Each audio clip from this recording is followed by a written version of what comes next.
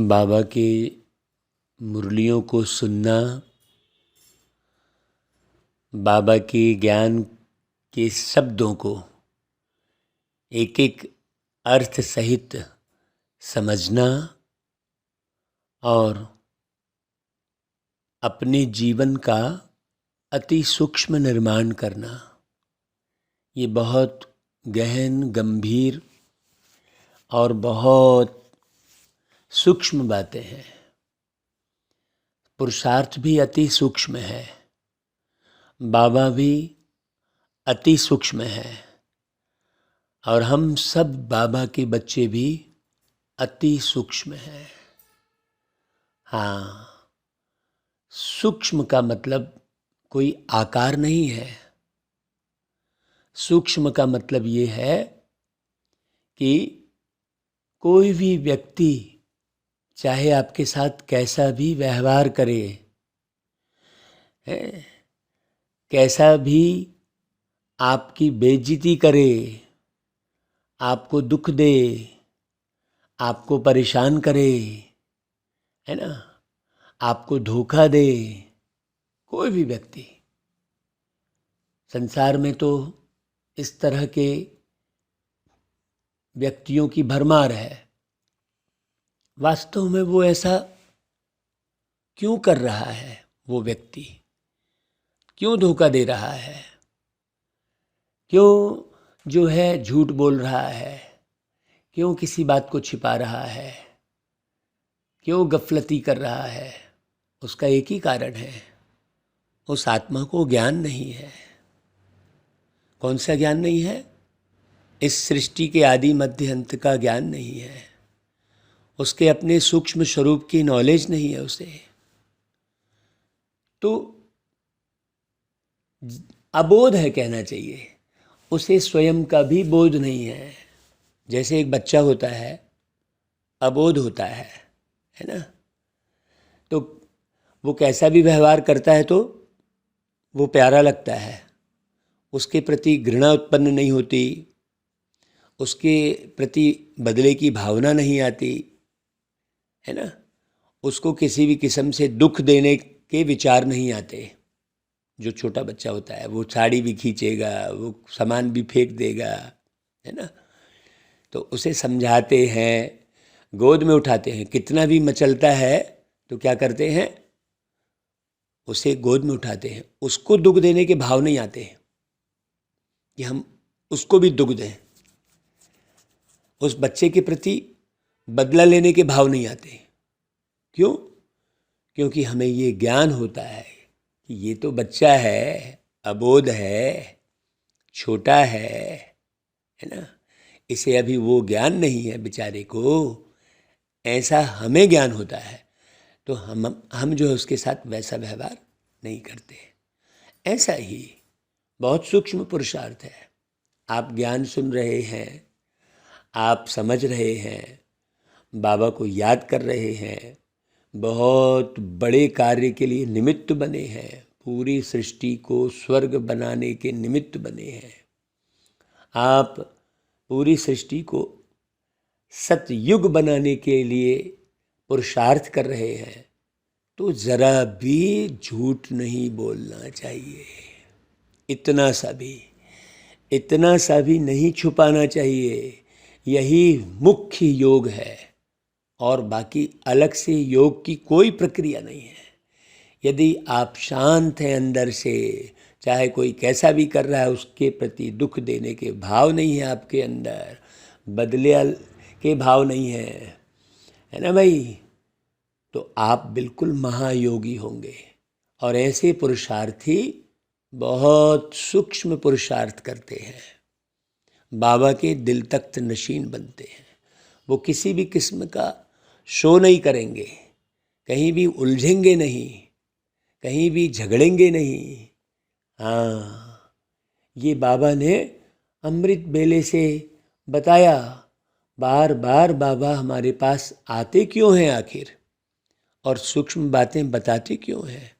मुरली तो पढ़ाते ही हैं, मुरली में बताकर गए ही हैं, लेकिन अब बाबा का अव्यक्त पाठ चल रहा है, अशरीरी होकर बाबा एक एक बच्चों के पास जा रहे हैं।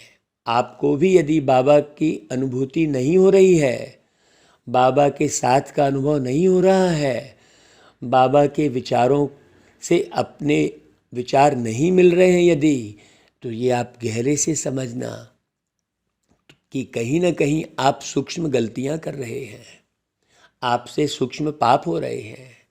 आप किसी के भी प्रति घृणित भाव कभी न कभी सेकंड के लिए भी आप उत्पन्न कर रहे हैं। आप किसी न किसी को दुख देने के भाव उत्पन्न कर रहे हैं। इसलिए बाबा ने बहुत पहले मुरलियों में कहा था कि बच्चे अपकारी पर कर उपकार। तो अपकारी पर कर उपकार का मतलब क्या हुआ? किसी के भी प्रति कोई भी दूषित भाव ना आए। हाँ, नहीं तो दुनिया में तो सेकंड सेकंड दूषित भाव आ जाते हैं, सेकंड में लड़ाई शुरू हो जाती है, सेकंड में आकर्षण आ जाता है, सेकंड में दूरियां बनाना शुरू कर देते हैं। और बाबा सेकंड में जीवन मुक्ति देने की बात करते हैं। सोचो, अब ये सेकंड का अर्थ समझ लो अच्छे से, है ना भाई? तो बाबा रोज मुरली में इतने प्यार से पढ़ाते हैं, लेकिन स्थिर बुद्धि किसकी होगी? और स्थिरता से कौन सुनेगा समझेगा? जो निरंतर बाबा की याद में रहेगा। और बाबा की याद किसको आती रहेगी? जो रंच मात्र भी किसी के प्रति कोई कुभाव नहीं रखेगा, किसी के भी प्रति। यही पुरुषार्थ है मुख्य। आप अपने अंदर जांचो। तो बाबा कहते, मीठे बच्चे विकारों को दान देने के बाद भी, आपने सारे विकारों को दान दे दिया, आप क्रोध नहीं कर रहे हैं, आप लोभ नहीं कर रहे हैं, आप कहीं मोह में नहीं फंसे हैं किसी के, आपको किसी भी किस्म का अहंकार नहीं है, आप वासना कामना से मुक्त हो गए हैं। वास्तव में बाबा ने ऐसा बना दिया है।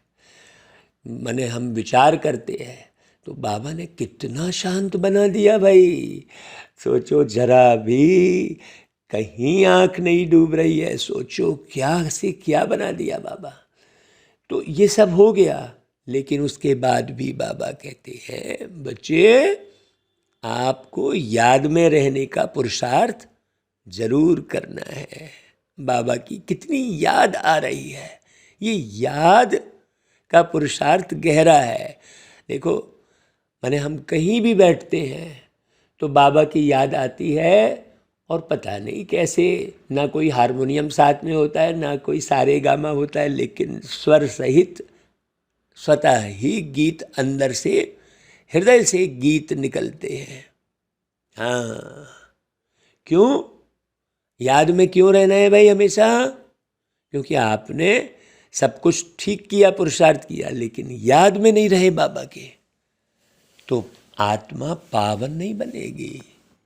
क्योंकि आत्मा अति सूक्ष्म है। मतलब आपके किए हुए विकर्म सूक्ष्म में भी किसी को माने उल्टे भाव आ गए, रुको, और उसके खिलाफ रिपोर्ट लिखा रहा हूँ, ऐसा करूँगा वैसा करूँगा, ऐसे आते हैं ना भाई सूक्ष्म में भाव।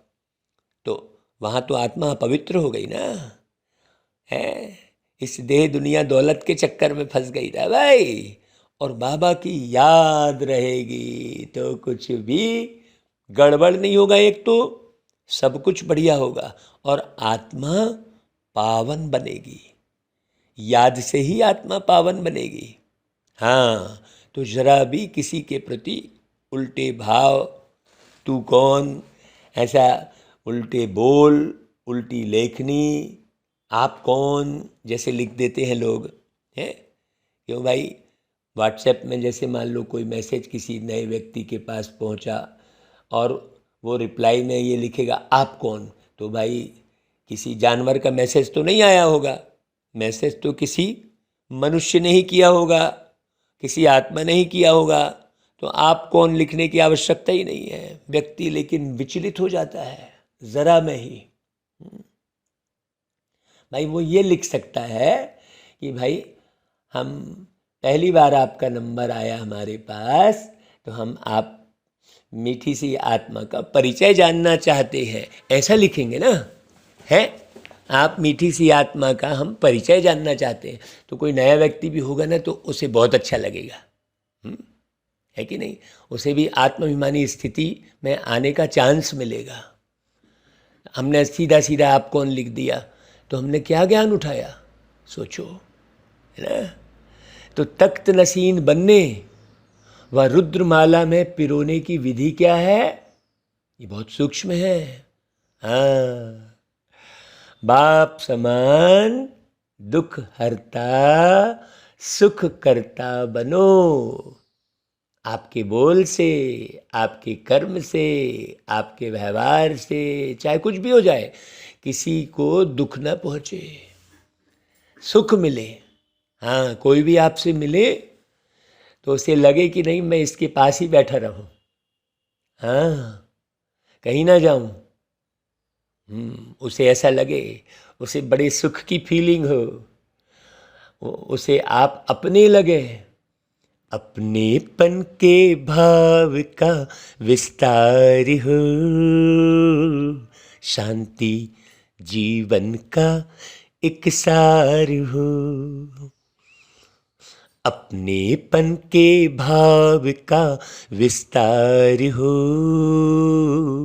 शांति जीवन का एक सार हो। आपस में भाईचारा और प्यार हो, सबके लिए खुला हृदय का द्वार हो। अपनेपन के भाव का विस्तार हो।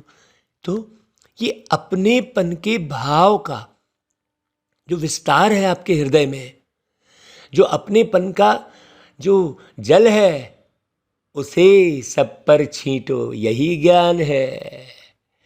तो बाबा जो कह रहे हैं, बच्चे सभी पर ज्ञान जल के छींटे डाल, शीतल बनाने की सेवा करो।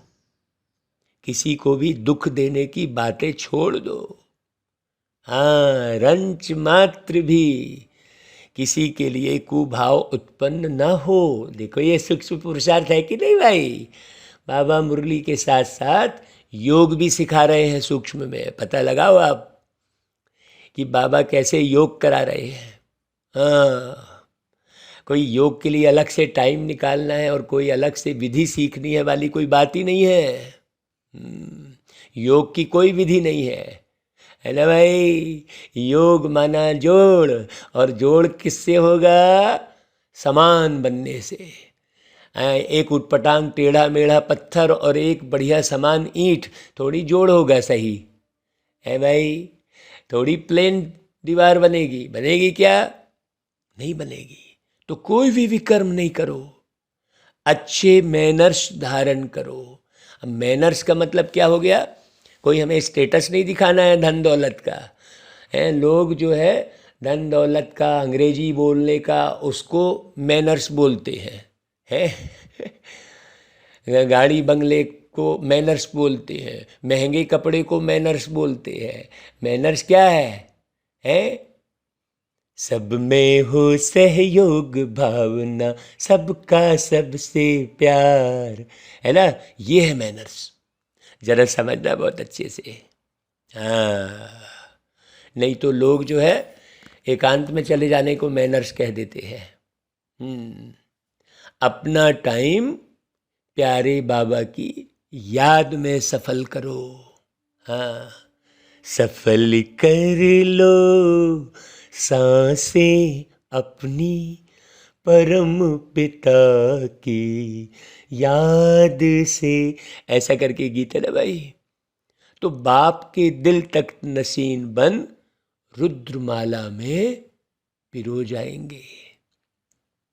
अगर कोई अपना टाइम वेस्ट करता है तो मुफ्त अपना पद भ्रष्ट करता है। पद भ्रष्ट मतलब केवल पद नहीं, पद यानी अपने चलन को भ्रष्ट कर देता है। हाँ, उसको फिर भ्रष्ट चलने की जो है राह से कोई नहीं रोक पाता। वो स्वयं ही भ्रष्ट मार्ग अपना लेता है। अगर कोई गड़बड़ कर रहा है तो उसकी सबसे पहली सजा यह हो जाती है कि उसकी बुद्धि ही काम नहीं करती, ना निर्णय लेने की क्षमता, ना परखने की क्षमता। तो बाबा कहता है, देखो बच्चे, झूठ बोलना, भूल करके छिपाना, किसी के दिल को दुखाना, यह सब पाप है, जिसकी 100 गुना सजा मिलेगी। तो जो भी हो रहा है साक्षी होकर देखो, है ना भाई। आपके जीवन को चलाने का ठेका तो बाप ने ले लिया है ना भाई। तो 2 वक्त की रोटी, सुकून से जिंदगी, शांति से भरी जिंदगी, निरोगी जिंदगी देने वाले बाबा को सदा याद करो। उनको अपने साथ महसूस करना ही याद में रहना कहलाएगा। हाँ, बाबा की याद बहुत ही आती है, आती है, आती है। दूर वतन को हमें उड़ा ले जाती है ना भाई। ये देह की सुध न रहे, दौलत की सुध न रहे, दुनिया की सुध न रहे। अपने प्यारे बाबा परम धाम में बैठे हैं, अति सूक्ष्म सितारे के रूप में मीठे बाबा, सर्वशक्तिमान बाबा। ये स्मृति, ये कोई फंतासी नहीं है भाई, ये केवल बात ही बात नहीं है, ये अनुभव है। वो गीत सुना ना भाई, ना वह हमसे जुदा होंगे, ना उल्फत दिल से निकलेगी, ऐसे। ओम शांति। तो भाई यह गीत किसका है? यह गीत है गोपिकाओं के गीत है, जो वास्तव में उस गोपी बल्लभ परमात्मा की गोपिका आत्मा बनी है। कौन सी गोपिका है भाई? यह है प्रजापिता ब्रह्मा मुख वंशावली। हाँ, वो भटकेंगे नहीं। बड़ी सोचने की बात है भाई। मैं आपसे मोहब्बत कर रहा हूँ, वर्षों आपसे मिल रहा हूँ, तो मैं आपको बिना बताए कहीं भी चला जाऊंगा क्या? सोचने की बात है। तो बाबा इतने वर्षों से, पिछले जन्म में भी मिले, इस जन्म में भी मिले, तो क्या वो हमें बताएंगे नहीं कि बच्चे मैं अब यहाँ आकर मिलूँगा? और जब वहाँ मिलेंगे बाबा, हमारे मीठे बाबा जो हमसे मिले हैं, तो क्या हमको कशिश नहीं होगी कि हम वहाँ जाएं? सोचो सोचो, अगर सही में होंगे बाबा तो सोचने की बात है?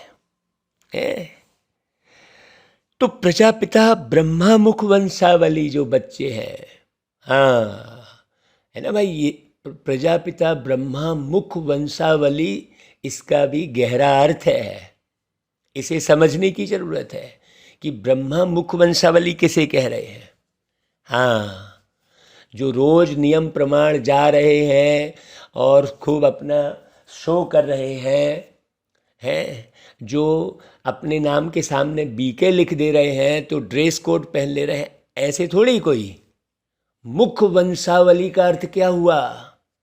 कि मुख से है पूरे ब्रह्मांड के लिए अपनेपन के भाव ही उत्पन्न हो और शब्द निकले वैसे।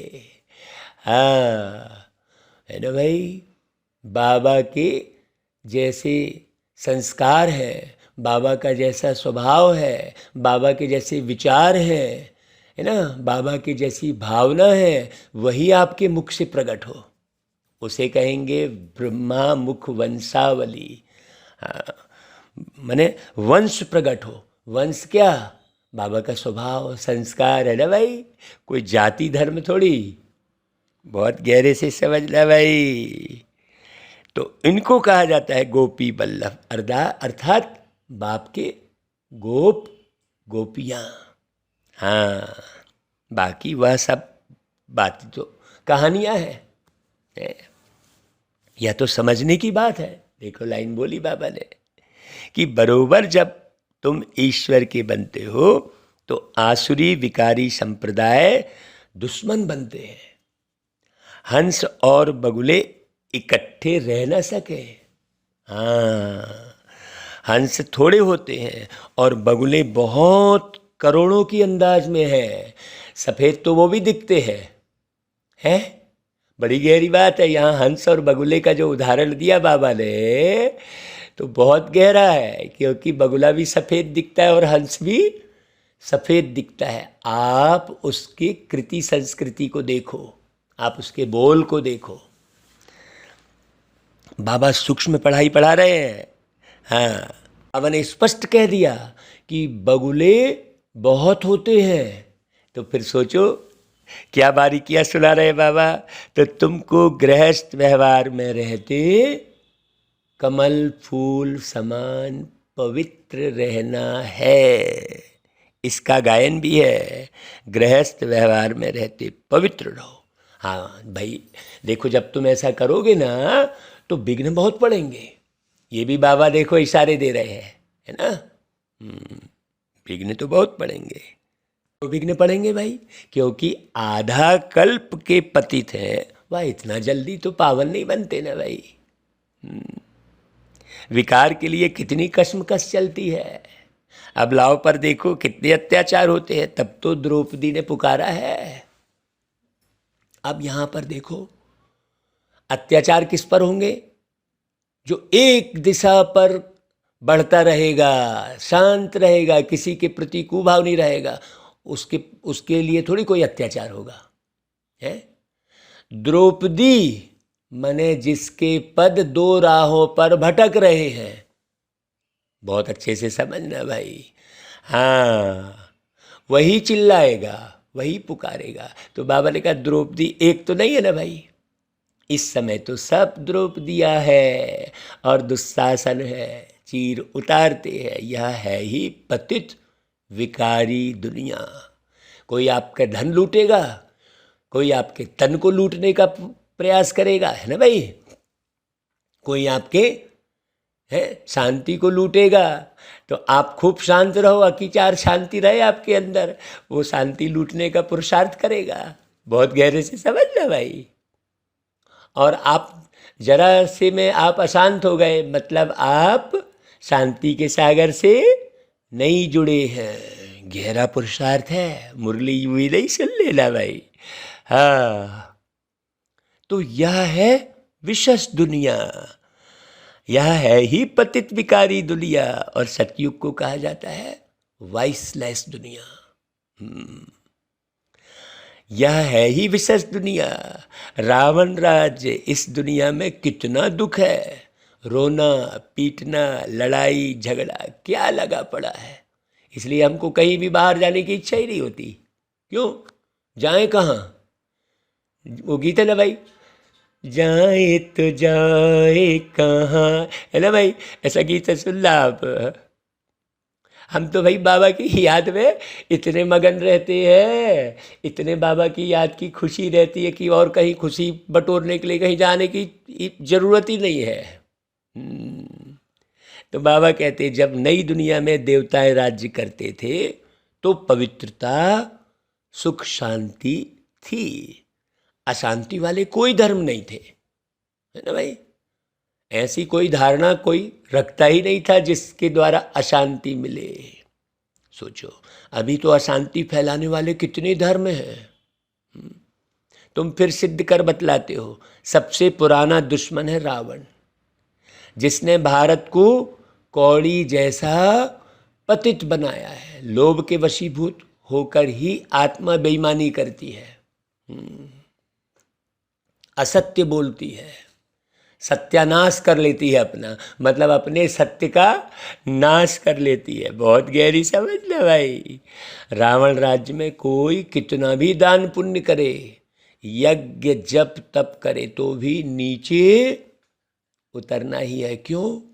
क्योंकि आत्मा परमात्मा से जुड़ी नहीं है। जिसको दान करते हैं वह भी विकारी पाप आत्मा, और जो दान करता है वो भी विकारी। अभी बोलो तो कहाँ से पुण्य होगा? विकर्म करते अब सिर पर बहुत बोझा है, इसलिए सब भारी महसूस करते हैं। ये किसी को नहीं मालूम कि भारी क्यों लग रहा है, टेंशन क्यों आ रहा है। उदासी क्यों हो रही है ये किसी को पता नहीं लगता। कई जन्मों का विकर्मों का बोझा है, ये बात मालूम नहीं है। यही बात तो मालूम करानी है लोगों को, यही तो आत्मज्ञान है। सोचो, ये तो बाबा समझा रहे हैं। ऐसी बातें तो आपको किसी भी, हमने तो सारे ग्रंथ और साहित्य और सब कुछ पढ़ा है। बाबा की मुरली के अलावा कहीं भी किसी में भी कुछ भी नहीं है, सब बनावटी। अब आप सोचो, ब्रह्मा बाबा भाई पूरा संपूर्ण होकर गए तो वो बुढ़ापेपन के भाव में थोड़ी गए कोई, हैं कि बूढ़ा शरीर हो गया तो जब वो बूढ़े थे तब भी वो हाँफ नहीं रहे थे। सोचो, हैं तो फिर से वो ब्रह्मा बाबा जब आएंगे किसी के भी तन में तो क्या हाँफेंगे क्या? जरा गहरे से समझने की जरूरत है? हाँफ हाँफ के बोलेंगे क्या? तो ब्रह्मा बाबा को एक्यूरेट जिसने पहचाना होगा और जिसने तस्वीर देख देख के बाबा को याद किया होगा वो जरूर भटकेगा।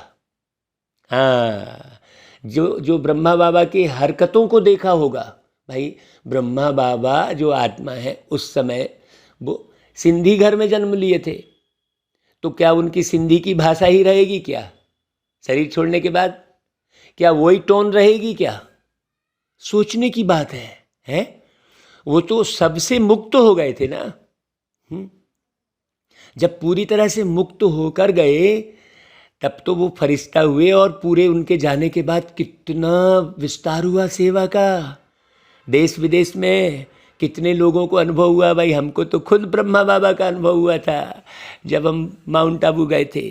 तो सोचो, विकर्मों का बोझा होने के कारण समझ में नहीं आ रहा है। हाँ, विकर्म करते करते अब सिर पर बहुत बोझा है। तो तुम आत्मा जो सतो प्रधान थी वो अब पूरी पूरी क्या बन पड़ी? तमो प्रधान बन पड़ी है। यह सब बाप समझाते हैं। अब और सारा कुछ समझा दिया बाबा ने मुरलियों में, और अब क्या समझाने के लिए, नई बात समझाने के लिए कुछ और बचा है क्या? हमको तो नहीं लगता। जिसने पूरी मुरली घोर के पी होगी ना, है समझ के बिल्कुल एक एक शब्द में अंडरलाइन करके, वो कहीं नहीं भटकेगा। और जिसने पूरी मुरलियाँ नहीं सुनी होगी अच्छी रीति, वो जरूर भटकेगा इधर उधर।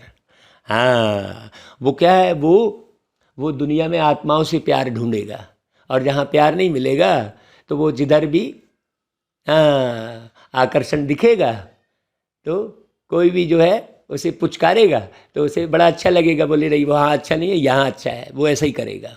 और जिसने भगवान से प्यार पा लिया है, प्यार के सागर से प्यार पा लिया है, वो कहीं नहीं भटकेगा। वो चुपचाप घर में बैठकर एकांत में रहकर सत्य पुरुषार्थ करते हुए अपने विकर्मों को दग्ध करेगा, बाबा की याद में रहेगा। वो बहुत अच्छे से समझना, वो इधर उधर की झकड़ मकड़ में नहीं लगेगा। तो कल्प पहले मुआफिक बाप ही आकर कल्प कल्प हमको देवता बनाते हैं, सहज राजयोग और ज्ञान सुनाते हैं। तो अपने को आत्मा समझ, बाप को याद करो। यह तो सहज है ना भाई। सब कहते हैं कि हे भगवान आओ, हम पतितों को आकर पावन बनाओ, तो पतित पावन बाप ही ठहरे ना भाई। तुम जानते हो बाप हमको पावन बनाने का पुरुषार्थ करते हैं। भल कोई 5 विकार दान में दे देते हैं, परंतु फिर भी योग तो लगाना पड़े ना भाई। बैठना पड़े अच्छे से, बाबा से बातें करनी पड़े, क्योंकि जन्म जन्मांतर के जो सिर पर पाप हैं जिससे तुम तमो प्रधान बने हो, वो योग के सिवाय कैसे भस्म होंगे भाई। हाँ, योग की अग्नि कहते हैं। जब अग्नि जलती है तो किसी का कहीं कोई जो है प्रभाव बचता नहीं है, फिर सब भस्म हो जाता है। तो याद अग्नि की तरह प्रज्वलित हो, ज्वाला की तरह याद रहे। बहुत अच्छी रीति समझना, याद की तपन हो बहुत, बाबा की याद के सिवाय और किसी की याद ना आए। तो वो घर, वो स्थान, वो वाइब्रेशन ही कोई एंट्री लेते ही उसे महसूस होगा। हाँ, हम कई बारी जो है अपने इस छोटे से घर को बेचने के लिए सोचते हैं कि हाँ बड़ा करें, थोड़ा बड़ा आश्रम हो, तो कोई लेने वाला भी मान लो आता है देखने के लिए ना, तो वो अच्छा तो लगता है उसे, फिर कहता है अरे नहीं क्यों बेच रहे हो भाई, ये तो बहुत अच्छा है, मत बेचो, ऐसा कहता है, क्योंकि उसे बहुत अच्छे वाइब्रेशन की फीलिंग होती है। क्यों? क्योंकि इस स्थान पर लगातार बाबा की मुरलियाँ चल रही हैं, बाबा की याद में समय बीत रहा है, तो ये स्थान पूरा बिल्कुल बाबा की यादों के वाइब्रेशन में हो गया है। हाँ भाई, भीड़ नहीं है, हाँ भीड़ की ज़रूरत नहीं है। जो भीड़ को देखेगा, जो प्रसिद्धि को देखेगा, जो सिद्धि को देखेगा, जो चमत्कार को देखेगा, वो कभी भी बाबा को नहीं समझ पाएगा। हाँ, बहुत अच्छी रीति समझना। तो बाबा कहते हैं तुम 5 विकारों का दान करते हो कि हम अब कोई पाप नहीं करेंगे। ये तो हो गई बात, लेकिन जन्म जन्मांतर के जो पापों का हिसाब है वो कहाँ जाएगा भाई? चलो तुमने ये निश्चय कर लिया, वह कैसे चुकतू होगा?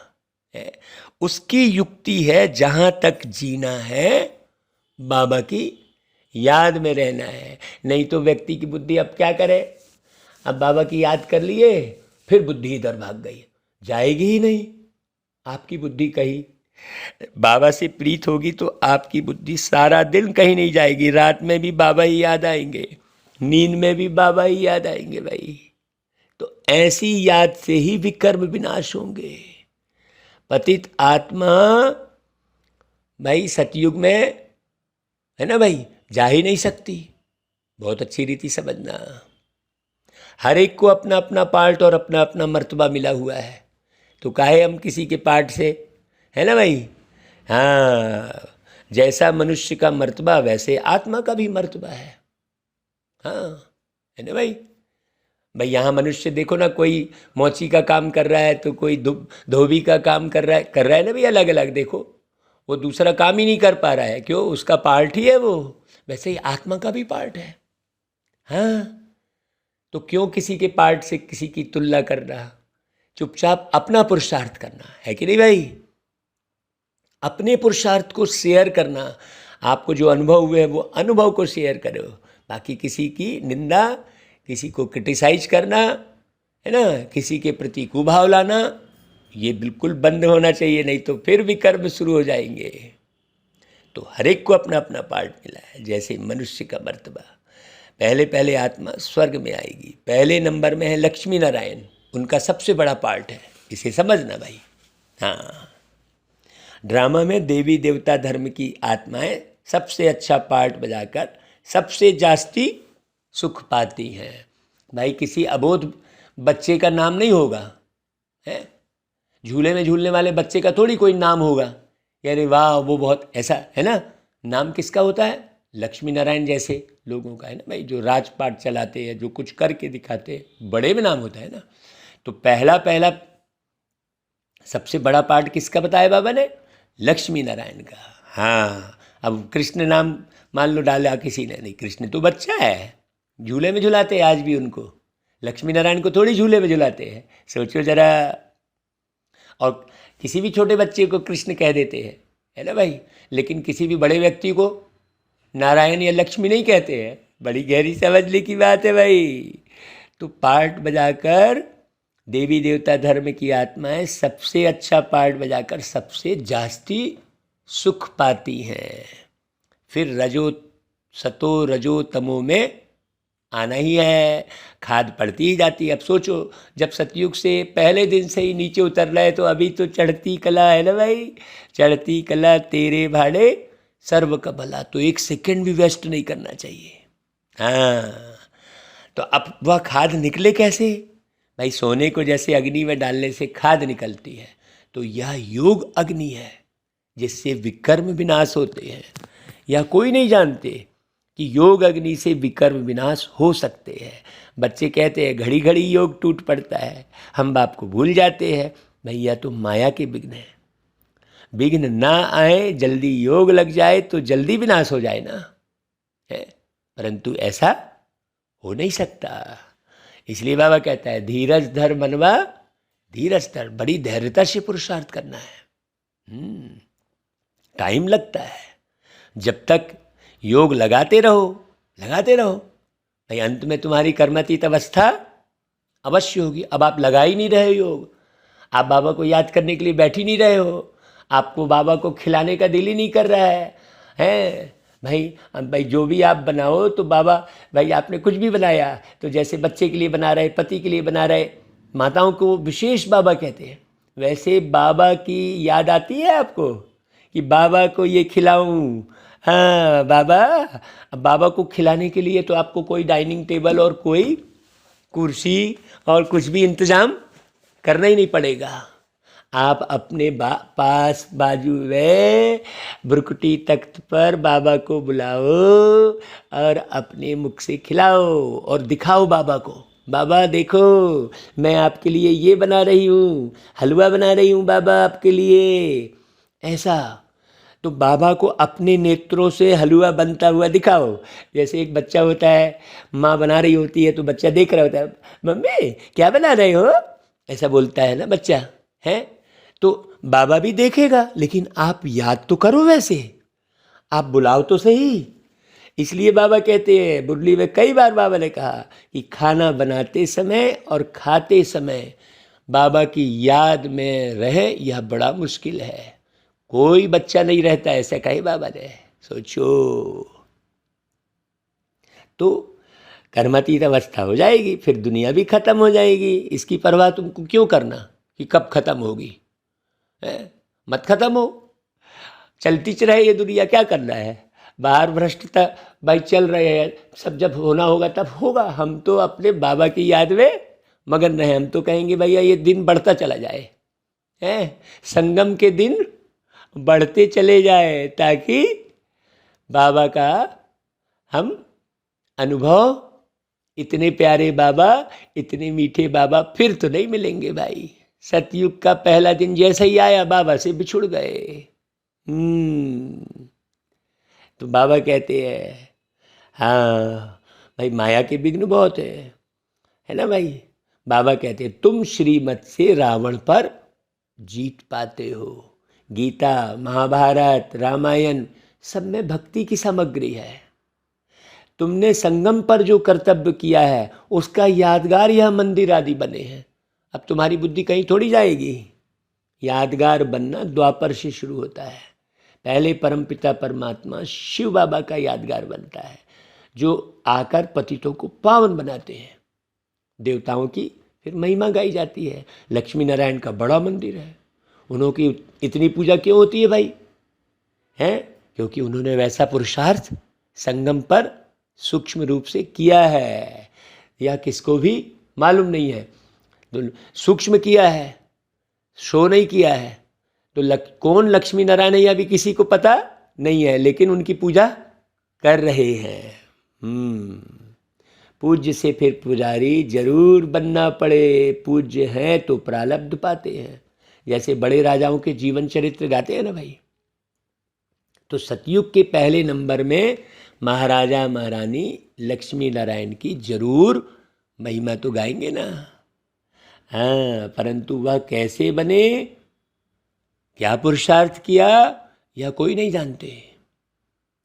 जैसे ब्रह्मा और सरस्वती, इन दोनों को सिखलाने वाले कौन, शिव बाबा है। उनका नाम शास्त्रों से गुम कर अगड़म बगड़म कर दिया है। तो इन सब बातों को सेंसिबल बच्चे ही नंबरवार जानते हैं। सेंसिबल भी हैं लेकिन फिर भी नंबरवार है। हाँ, बहुत अच्छे से समझना। सेंसिबल मतलब जिनका सेंसर काम कर रहा है? कहते हैं ना सेंस नहीं है इसको, माने कदर नहीं है, मैनर्स नहीं है। वही बाबा ने ऊपर बोला। तो सेंस से ही सेंसर बना है ना, बहुत अच्छे से समझना भाई। अगर आप भाई आजकल सेंसर से ही जो है साइंस के साधन भी काम करते हैं। सेंसर खराब हो गया तो हाँ, बहुत अच्छे से समझना भाई, यह ड्रामा चल रहा है। कल पहले भी तुम ऐसे बने थे जैसे अब बन रहे हो। यह झाड़ वृद्धि को पाता रहेगा, फल भी जरूर पकेगा। कोई रोक नहीं सकता। झाड़ को बढ़ने में तो टाइम लगता है ना। जब झाड़ तैयार हो जाएगा तो तुम देवी देवता बन जाएंगे। हाँ, फिर दिखेंगे तने में, है ना भाई। फिर तना जब दिखाई देगा, अभी तो वो झाड़ उगा ही नहीं है। हाँ, तो कैसे दिखेगा भाई। आप कहोगे कोई समझता नहीं है। अभी तो वो निकला ही नहीं है भाई जमीन से, है ना भाई। झाड़ को बढ़ने में टाइम तो लगता है ना। हाँ, बाकी सबका विनाश हो जाता है फिर। तुम बच्चे अब पक रहे हो। कोई पूरा पकते, कोई कम, और कोई को तूफान लगते हैं। कमाई में ग्रहचारी आ जाती है कईयों को।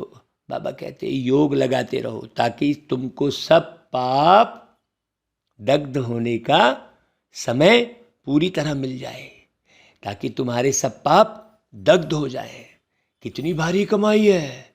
इसलिए भारत का प्राचीन योग मशहूर है, लेकिन उस योग के बारे में कोई नहीं जानते। उससे क्या होता है या किसको भी पता नहीं है। अब बाप समझाते हैं, तुम आत्माओं में जो खाद पड़ी हुई है, आप ही पूज्य और आप ही पुजारी मनुष्य की आत्मा बनती है। मनुष्य की आत्मा ना, अब जानवर की तरफ सोचने की जरूरत ही नहीं है। अपनी तुलना जानवरों से करने का क्या तुक है भाई। जानवरों से तुलना, पंछियों से तुलना वो करता है, देखो है, जो स्वयं के अस्तित्व को अच्छी रीति नहीं जानता।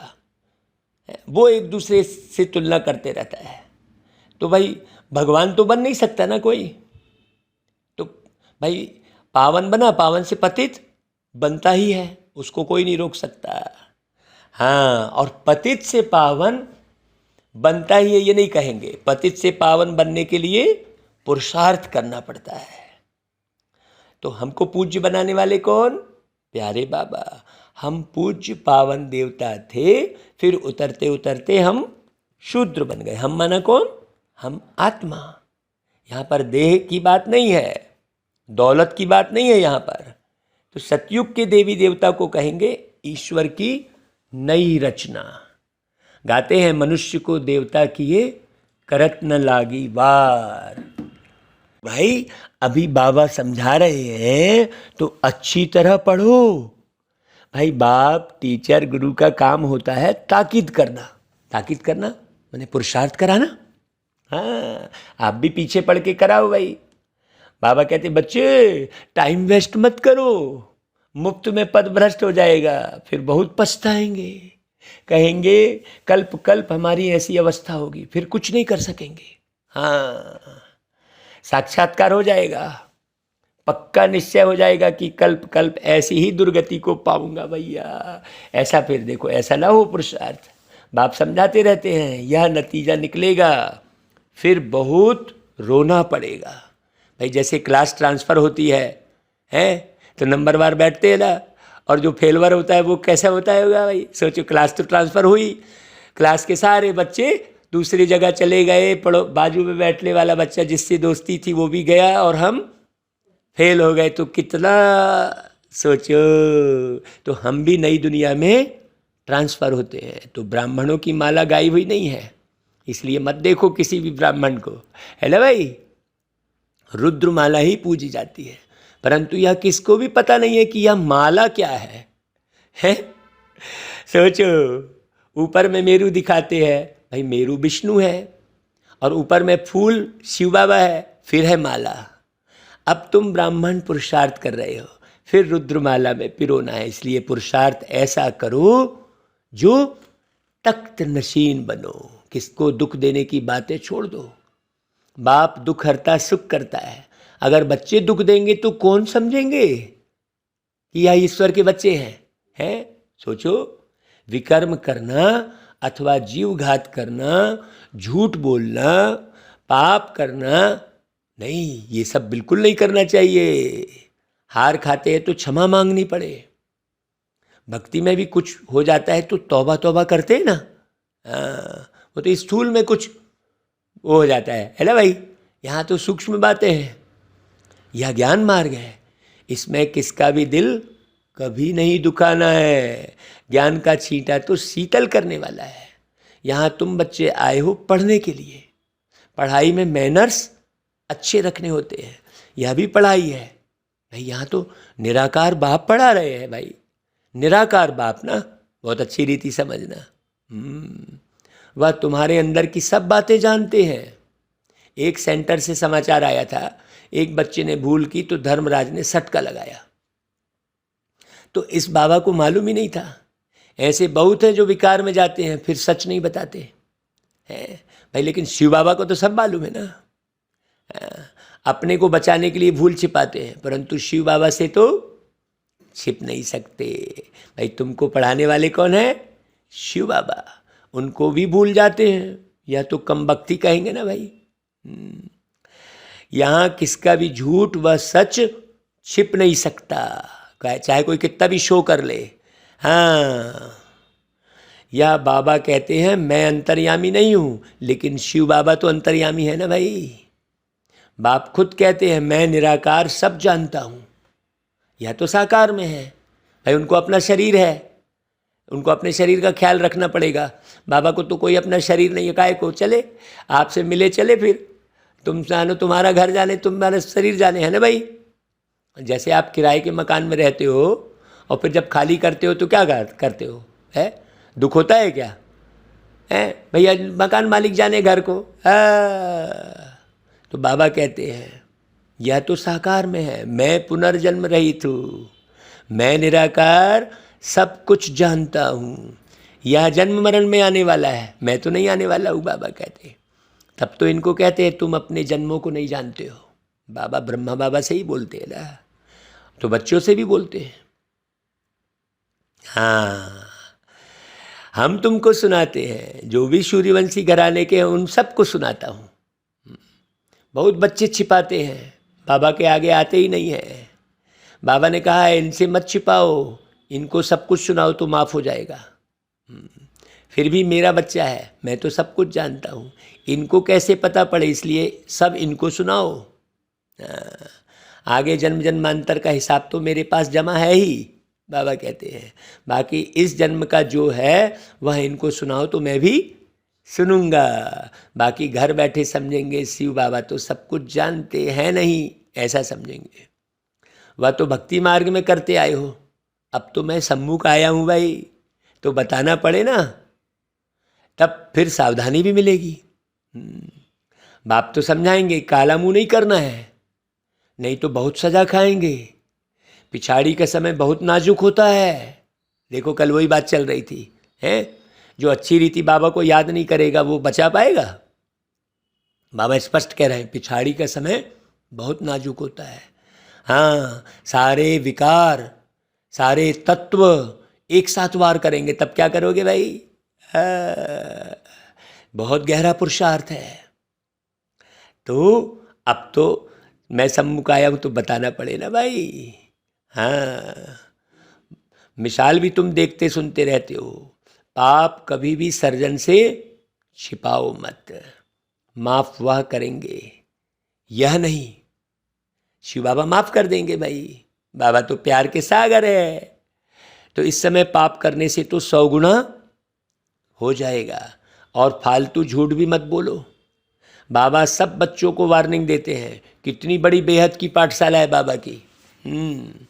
तुम गुप्त वेश में बहुत काम कर सकते हो, हैं? समझाएंगे तो दिल में जरूर लगेगा कि बरोबर यह भी गवर्नमेंट है। हाँ, यह ज्ञान गुप्त है, बीज झाड़ और सृष्टि चक्र को जानना है। एक बार हमने बहुत मैंने कंट्रास्ट बनाया था कि मानवीय गवर्नमेंट में क्या होता है और ईश्वरी गवर्नमेंट क्या होती है। हाँ भाई, यह 4 युगों का चक्र है, उन्होंने फिर चरखा रख दिया है। तुम हो बीके पांडव सेना, वह कोट आप आर्म्स ले जाना चाहिए। चरखा चलाने से सत्यमेव जयते होगे क्या? सोचो, है ये सृष्टि चक्र की बात है। तुमको डरना नहीं चाहिए। गुप्त वेश में तुम कहाँ भी जा सकते हो, है ना? ड्रेस बदल के भाई, बहुरूपी के बच्चे बहुरूपी होने चाहिए। देखो बाबा स्पष्ट कह रहा है ना? तो अभी सोचो, बाबा ने भागवत कथावाचक बनाया, तो ज्योतिषी बनाया, तो क्या नहीं बनाया बाबा ने, तो गायक बनाया, तो एक्टर बना दिया है। हर भेष में सेवा करो बाबा कहता है, बहुरूपी होने चाहिए। तो कमाल है भाई बाबा आपकी। परंतु बच्चों की बुद्धि में आता ही नहीं है। आप झाड़ू भी लगाने वाले बन जाओ ना, क्या दिक्कत है, गुप्त वेश में चुपके से लगा दो झाड़ू कहीं भी जाके, है ना भाई, कार्य कर लो। थोड़ी ही सर्विस में खुश क्यों हो जाते हो, बाबा कह रहे हैं। दिमाग एकदम आसमान में चढ़ जाता है, थोड़ी सी क्या सर्विस कर लेंगे, हैं। अर्जुन तो बहुत काम करना है भाई, किस्म किस्म से पुरुषार्थ करना है। बाबा अनेक पॉइंट्स देते हैं। हाँ, अभी तो हमको ये लग रहा है कि भाई टीवी पर जो है सब लोग मिलकर वो कार्यक्रम बनाएं, क्योंकि टीवी पर खर्चा तो बहुत होता है, और बड़े बड़े जो नामी गिरामी साधु संत ऋषि मुनि हैं जो प्रवचन कर रहे हैं जगह जगह, उनको बैठाला जाए और बैठाल के और फिर प्रश्न किया जाए कि भाई हाँ सुनाओ भाई इसका अर्थ क्या है, सबके सामने में ऐसा, और फिर उनको अर्थ बताया जाए। तो बहुत बड़ी सेवा होगी, लोगों की बुद्धि खुलेगी, लोगों को समझ में आएगा कि हम किधर भटक रहे हैं, हमें बाप का ज्ञान सुनना चाहिए। ऐसे कई युक्तियां रचनी पड़े, लेकिन संगठन बनाना पड़े ना भाई, है। हैंड्स भी चाहिए सेवा करने के लिए, है ना। तो यह ज्ञान तो चलना ही है। हर एक पंथ वाले को बुलाते रहो, राजाओं को भी बुला सकते हो, कॉन्फ्रेंस भी कर सकते हो भाई। उस समय जब बाबा की मुरली चली उस समय राजाओं का भी राजपाट था। जैसा आदमी वैसा वैसा वैसा कार्ड भी छपाना पड़े, महंगा कार्ड भी छपाना पड़े भाई, नहीं तो वो आकर्षित कैसे होगा। आप किसी बड़े आदमी को ऐसा ऑर्डिनरी सा पन्ना दे दोगे तो थोड़ी पढ़ेगा भाई। कहो आकर समझो यह सृष्टि का चक्र कैसे फिरता है। आओ तो हम आपको परमपिता परमात्मा की और 5000 वर्ष की जीवन कहानी सुनाए। हमने वो गीत गाया था ना भाई, हमने सुनी है ऐसी कहानी, है ना कहीं पर किसी की जुबानी, है ना भाई। बहुत गहरी गहरी बात है। है कैसे जीत लेते हैं लोग दिल प्रभु का, आओ मैं बता दूं तुम्हें इसका सलीका।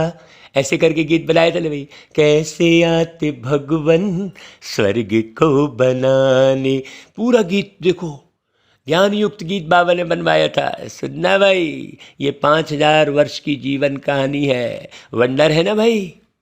अच्छा, बाबा फिर याद प्यार देते हैं, गुड मॉर्निंग करते हैं, नमस्ते करते हैं, और हम बच्चे भी प्यारे बाबा को याद प्यार देते हैं, गुड मॉर्निंग करते हैं, नमस्ते करते हैं बाबा। अच्छा भाई, धारणा के लिए सार, पावन बनने के लिए जब तक जीना है माया के विघ्नों की परवाह नहीं करनी है। ये हो गया वो हो गया, ऐसा थोड़ी होता है, नहीं। हाँ, माया के विघ्न कई रूप में आएंगे, है ना भाई। कोई आपका धन खा जाएगा, है, तो कोई आपको उल्टा सीधा बोल जाएगा, आपको नहीं समझ पाएगा, है ना। माया के विघ्नों के कई रूप हैं, हाँ, है ना भाई। सूर्पणखा कई हैं, कई कुंभकर्ण है। रावण का बहुत बड़ा परिवार है भाई, बहुत अच्छी रीति समझना।